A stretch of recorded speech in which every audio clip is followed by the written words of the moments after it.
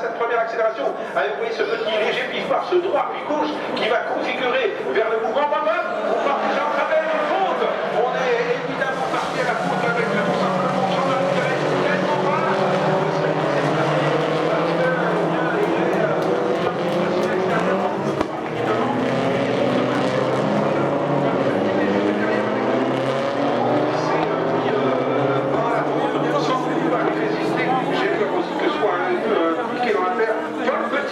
Avec une trajectoire qui a été malheureusement compromise. Alors, dans ces cas-là, qu'est-ce que l'on fait? Le safety car, bien entendu, SC à tous les postes. Mesdames, messieurs, voilà, les petites fautes qui entraînent malheureusement pour les autres un petit peu plus de conséquences.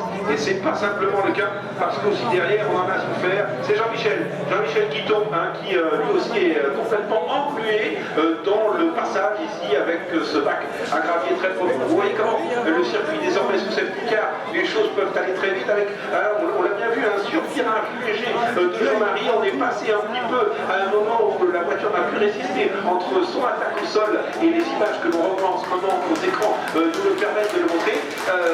La reprise d'adhérence ne s'est pas faite et à ce moment-là, la voiture est partie derrière. On a une giclée, bien entendu, de cailloux, de gravier et les autres véhicules qui étaient juste derrière. On attend, en étant eux-mêmes, non pas plus légèrement le petit vibreur. Là, c'est une faute qui ne lui ressemble évidemment pas, puisqu'on connaît. Il a essayé de maîtriser la voiture. Derrière, on commence à freiner, mais en arrivant en marche arrière sur les cailloux, et bien immanquablement, la voiture se met à virevolter. Elle va taper sur l'arrière. Elle se met donc en transversale et hop, on revient sur la piste. Derrière, on essaye d'éviter en élargissant au maximum, mais la voiture immanquablement avec son inertie va revenir comme un élastique sur la piste.